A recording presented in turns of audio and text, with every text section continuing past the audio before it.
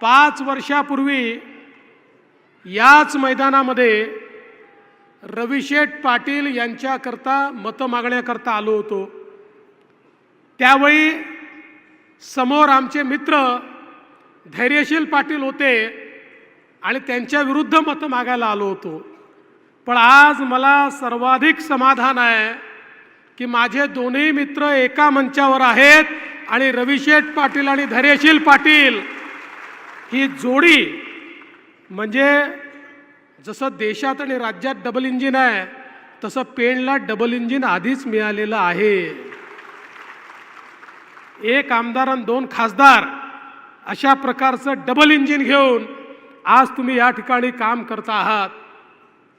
मला एका गोष्टीचा आनंद आहे की सातत्याने या भागाच्या विकासाकरता रविशेठ पाटलांनी जे काही कष्ट घेतले त्याला अतिशय सकारात्मक प्रतिसाद देण्याचं काम आम्ही केलं।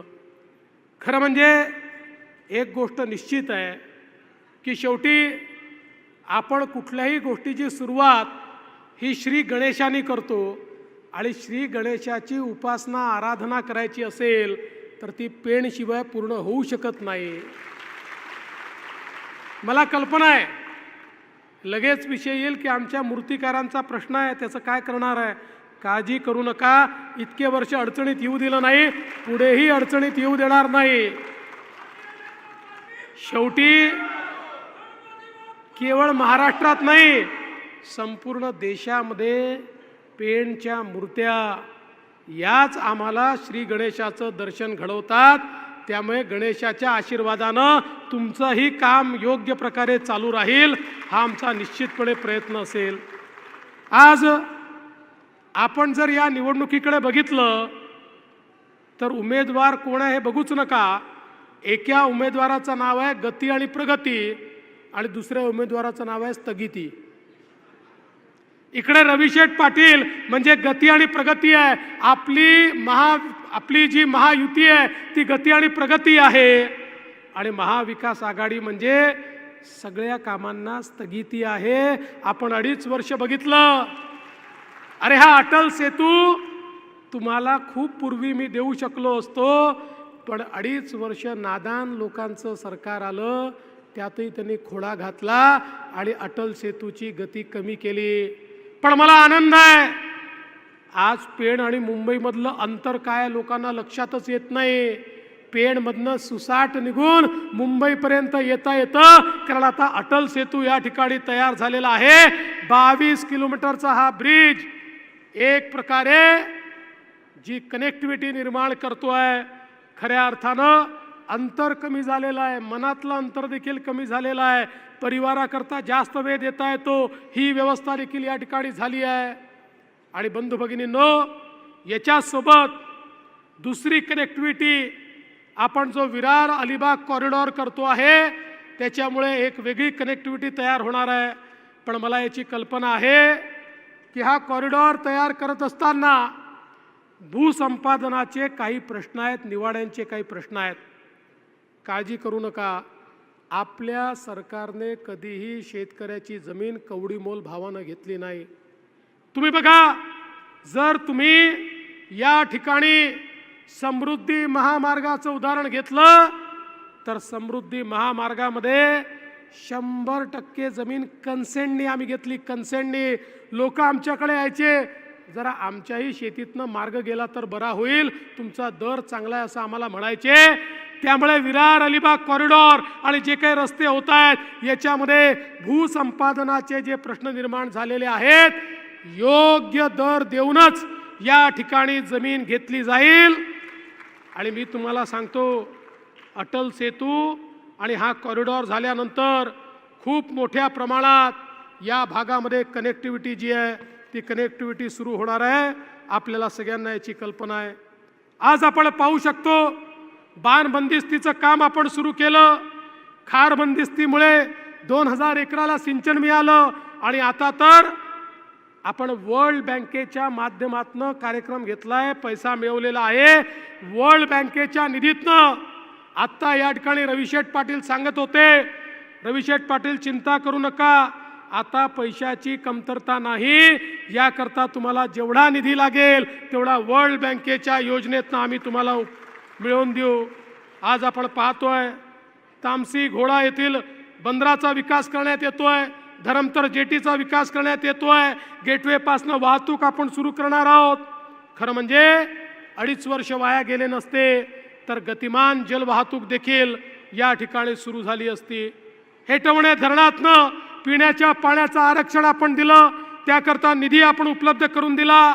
आता पेण शहराला जी अवस्था होती की धरण उशाशी आणि कोरड घशाशी, ती अवस्था राहणार नाही. रविशेठ पाटलांच्या नेतृत्वात पाणीदार पेण हे या ठिकाणी तयार होत आहे आणि लोकांना पाणी मोठ्या प्रमाणात उपलब्ध होत आहे. बाळगंगा धरणाचं काम 80% आपण पूर्ण केलंय. पण ते करत असताना मला याची कल्पना आहे, प्रकल्प बाधितांचे प्रश्न आहेत. मी आलो तेव्हा धैर्यशील पाटील तोच विषय मांडत होते. धैर्यशीलजी चिंता करू नका, आचारसंहिता संपल्यानंतर सगळ्यात पहिली बैठक बाळगंगा धरणग्रस्तांची घेईन आणि सगळे प्रश्न हे त्यांचे या ठिकाणी सोडवण्याचं काम आपण करू. आज आपण बघा, कुंडलिका नदी संवर्धनाचं 134 कोटीचं काम आहे. मोदीजींनी जी पहिली 20 कामं देशामध्ये हातात घेतली त्यात हे काम चाललेलं आहे. नागेश्वरी लघु पाटबंधारे योजना 448 कोटीची, अंबोलीची 123 कोटीची, काळ सिंचनची 69 कोटीची. या सगळ्या योजनांच्या माध्यमातून कोकणामध्ये मोठ्या प्रमाणात जलसिंचनाची व्यवस्था आपण करतोय आणि त्यासोबत रेवस करंजा पुलाचं बांधकाम करून एक प्रकारे कोकणाला मुंबईच्या जवळ आणण्याचं काम आपल्या सरकारच्या माध्यमातून होत आहे. आणि म्हणून मी आपल्याला एवढीच विनंती करण्याकरता आलो आहे. आज ज्या प्रकारे आपल्या सरकारने विकास केलाय, एकीकडे विकास करत असताना राज्यातल्या शेतकऱ्याच्या पाठीशी आपलं सरकार उभं राहतं. शेतकऱ्यांना मोठ्या प्रमाणात त्या ठिकाणी पीक विम्याचे पैसे असतील, आपण जवळजवळ 8,000 कोटी रुपये दिले. नमो किसान सन्मान योजना सुरू केली आणि मोदीजींच्या 6,000 रुपयासोबत 6,000 रुपये आपले 12,000 रुपये शेतकऱ्यांना द्यायची सुरुवात केली. आणि आता तर आपण ठरवलं आहे, पुन्हा नव्याने सरकार आल्यानंतर 12,000 नाही 15,000 रुपये आपण शेतकऱ्यांना त्यांच्या खात्यामध्ये देणार आहोत. आपल्या शेतकऱ्यांना दिवसा वीज देण्याकरता आपण वीज वितरण कंपनी शेतीची नवीन काढली, 14,000 मेगावॅटचं. त्याच्यामध्ये आपण काम सुरू केलं. 18 महिन्यानंतर आमच्या शेतकऱ्यांना आम्ही 24 तास वीज देणार आहोत, दिवसा 12 तास आणि रात्री 12 तास. आणि नुसती वीज देणार नाही, या विजेचं 1 पैसा देखील बिल भरावं लागणार नाही, पूर्ण मोफत अशा प्रकारे ही वीज देणार आहोत. आणि एवढंच नाही, आपण हा देखील निर्णय केला, आता नव्याने सरकार आल्यानंतर आमच्या शेतकऱ्यांना संपूर्ण कर्जमाफी आपण देणार आहोत. मला याची कल्पना आहे, आमचे कोकणातले लोक इतके प्रामाणिक आहेत, हे कर्जच थकवत नाही. किती कर्जमाफ्या केल्या तरी कोकणवाल्यांना त्याचा फायदाच होत नाही. आणि म्हणून मागच्या काळामध्ये कर्जमाफीच्या वेळी जे नियमित भरतात त्यांना पैसे देण्याचा निर्णय केला होता. 2.5 वर्ष महाविकास आघाडीने पैसे दिले नाही, पण आपलं सरकार आलं. 16 लाख शेतकऱ्यांच्या खात्यामध्ये जे नियमित कर्ज भरतायत त्यांच्या खात्यामध्ये पैसे देण्याचं काम आपल्या सरकारने केलं. बंधू भगिनींनो, आज आपण पाहू शकतो आपल्या देशाचे प्रधानमंत्री माननीय नरेंद्र मोदीजी यांनी आपल्याला सांगितलं, विकसित भारत तयार करायचा असेल तर भारताच्या सामाजिक आर्थिक केंद्रबिंदूमध्ये महिलांना आणावं लागेल. मोदीजींनी बेटी बचाओ बेटी पढाओ पासनं लखपती दीदीपर्यंतचे कार्यक्रम आखले. लखपती दीदी म्हणजे मोदीजींच्या योजनेतनं जी महिला वर्षाला 1 लाख रुपयांपेक्षा जास्त स्वतः कमवते, अशा 11 लाख लखपती दीदी महाराष्ट्रात तयार केल्या. पुढच्या काळात 25 लाख करणार आहोत, मग 50 लाख करणार आहोत. रविशेठ पाटील, आमची अपेक्षा आहे या पेणमध्ये देखील किमान 25,000 लखपती दीदी या तुम्ही तयार करा। त्याकरता सगळी मदत जी आहे ती आम्ही तुम्हाला करू। राज्य सरकारच्या वतीनं लेक लाडकी सारखी योजना आणली। घरामध्ये कन्या रत्न जन्माला आलं, आली की 5,000 रुपये, पहिल्या वर्गात गेली की 5,000 रुपये, चौथ्या वर्गात गेली की 7,000 रुपये, 11व्या वर्गात गेली की 8,000 रुपये, 18 वर्षाची झाली की 75,000 रुपये, असे 1,00,000 रुपये ज्या घरामध्ये कन्या जन्माला येईल त्या घराला लखपती करण्याचं काम हे आपल्या सरकारच्या माध्यमातून आपण करतोय। आणि एवढंच नाही, आपण योजना आणली। खरं म्हणजे आमच्या मुलींना शिकवलं पाहिजे ही सगळ्यांचीच इच्छा आहे, पण खाजगी कॉलेजमध्ये डॉक्टर बनायचं असेल, इंजिनियर बनायचं असेल, प्रोफेसर बनायचं असेल, वकील बनायचं असेल, 2 lakh fee, 4 lakh fee, 5 lakh fee, घरात एक पोरगा असेल आणि एक पोरगी असेल, आई बाप म्हणतात पोराला शिकवण्याची ऐपत आहे, पोराला आम्ही शिकवू, पोरीला म्हणतात बाई तुझं लग्नच करायचं आहे, तू घरी बस, त्या पोरीला शिकवलं जात नाही। आता आम्ही आई बापांना सांगितलं तुमच्या पोरीला शिकवायला तुमच्याजवळ पैसे नसतील, काळजी करू नका, पोरीचे मामा मंत्रालयामध्ये बसले आहेत, ते तुमच्या पोरीची पूर्ण फी भरतील। आणि आपण निर्णय केला 2 लाख, 4 लाख, 5 लाख कितीही फी असली तरी मुलींची 100% फी ही राज्य सरकारच्या वतीनं आपण त्या ठिकाणी भरतो आहोत। आपल्याला कल्पना आहे, आपण मागे निर्णय घेतला आणि एसटी मध्ये आपल्या महिलांना त्या ठिकाणी 50% कन्सेशन दिलं। 50%तच आता महिला एसटीत प्रवास करू शकतात। योजना आणली, एसटी महामंडळाचे लोक आमच्याकडे आले, आम्हाला म्हणाले साहेब योजना बंद करा। म्हटलं का बंद करायची? म्हणाले एसटी नुकसानीत आहे, अजून डगभाईला येईल। आम्ही सांगितलं योजना बंद करणार नाही। 1 महिन्यापूर्वी एसटी महामंडळाचे लोक आमच्याकडे आले, आम्हाला म्हणाले साहेब काही झालं तरी ही योजना बंद करू नका। अरे म्हटलं अजब लोक आहे तुम्ही, आधी आले म्हणाले बंद करा, आता आले म्हणता बंद करू नका, नेमकं तुमच्या मनात काय आहे? म्हणे साहेब तुम्ही ही योजना सुरू केल्यापासनं इतक्या महिलांनी प्रवास सुरू केला, नुकसानीत असलेली आमची एसटी आता फायद्यामध्ये आलेली आहे।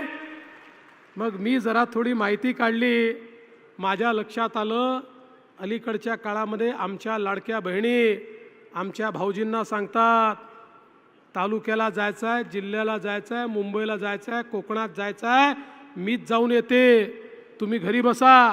मी गेली अर्ध्या पैशात जाते, तुम्ही गेले पैसेही दुप्पट लागतात, गेल्यानंतर पान, तंबाखू, खर्रा, मावा, दारू काय काय व्यसन करता, घरचे पैसे बर्बाद करता, त्यापेक्षा अर्ध्या पैशात मीच जाऊन येते। आमची लाडकी बहीणच आता फिरायला लागलेली आहे आणि राज्य सरकारला दुवा देते आहे। आपल्या सरकारने योजना आणली, मुख्यमंत्री माझी लाडकी बहीण योजनेच्या अंतर्गत आमच्या बहिणींना 1,500 रुपये महिन्याला द्यायची सुरुवात केली। योजना आणली ते महाविकास आघाडीचे महाभकास लोक आमच्यावर व्यंग कसत होते, ही तर योजना होऊच शकत नाही, पैसा तर मिळणारच नाही, हा तर जुमलाच आहे, तुम्ही मूर्खच बनवताय। पण बहिणींनो, या सगळ्यांच्या नाकावर टिचून आम्ही या ठिकाणी 2.5 कोटी बहिणींच्या खात्यामध्ये 1,500 रुपये नोव्हेंबर पर्यंतचे पैसे जमा करून टाकले। पण एक गोष्ट मला तुम्हाला सांगायची आहे, जसे आम्ही तुमचे लाडके भाऊ आहोत तसे काही सावत्र भाऊ देखील फिरतायत। हे महाविकास आघाडीवाले सावत्र भाऊ हायकोर्टामध्ये गेले, काँग्रेस पक्षाचे महाविकास आघाडीचे अधिकृत निवडणूक प्रमुख त्यांच्या वतीनं हायकोर्टमध्ये गेले, म्हणाले या ज्या सगळ्या योजना आहेत लाडकी बहीण वगैरे हा पैशाचा चुराडा आहे, या योजना बंद करून टाका। पण तुमचे सख्खे भाऊ त्या ठिकाणी होते, आम्ही कोर्टाला सांगितलं महिला केंद्रित आमचं धोरण आहे आणि कोर्टाने सांगितलं की ही लाडकी बहीण योजना सुरूच राहील, ही कोणी बंद करू शकणार नाही। आणि खुशखबर ही आहे बहिणींनो, पुन्हा एकदा आपलं सरकार आलं 1500 रुपये नाही 2100 रुपये बहिणींच्या खात्यामध्ये जाणार आहे। आज आपल्या सरकारने कोतवाल असो, पोलीस पाटील असो, आशाताई असो, अंगणवाडी सेविका असो, ग्राम रोजगार सेवक असो, प्रत्येकाचं मानधन त्या ठिकाणी वाढवलं आणि प्रत्येकाला त्या ठिकाणी जिण्याचा अधिकार आपल्या सरकारने दिला। आणि आता येत्या काळामध्ये आपल्याला कल्पना आहे, मोठ्या प्रमाणात आपल्याला काम करायचं आहे। आपण आगरी समाजाकरता स्वतंत्र आर्थिक विकास महामंडळ केलं। आपण या ठिकाणी भूमिपुत्रांना नोकऱ्या मिळाल्या पाहिजे याकरता नियम तयार केले आणि खऱ्या अर्थानं आमच्या मासेमारी करणाऱ्यांना उरण, पेड, अलिबाग, मुरुड, श्रीवर्धन, मंडणगड, दापोली, गुहागर या ठिकाणी नील क्रांती योजनेच्या अंतर्गत जेटी तयार करून त्यांच्या जीवनामध्ये परिवर्तन करण्याचा प्रयत्न केला। हे सरकार प्रत्येकाच्या जीवनात परिवर्तन करणारं सरकार आहे आणि म्हणून तुम्हाला मी विनंती करण्याकरता आलो आहे। मागच्या वेळी रविशेठ पाटलांना तुम्ही प्रचंड मताधिक्याने निवडून दिलं, त्यानंतर तुम्ही आमच्या तटकरे साहेबांना देखील चांगली लीड या ठिकाणी दिली। त्यावेळेस रविशेठ पाटील एकटेच होते, आता सोबत धैर्यशील पाटीलही आहेत आणि तटकरे साहेबही आहेत आणि आपली शिवसेनाही आहे। त्यामुळे मी तर तुम्हाला विनंती करतो, उभ्या कोकणामध्ये सर्वाधिक मताधिक्याने पेणची जागा निवडून आणा एवढीच विनंती करतो आणि थांबतो। धन्यवाद। जय हिंद, जय महाराष्ट्र।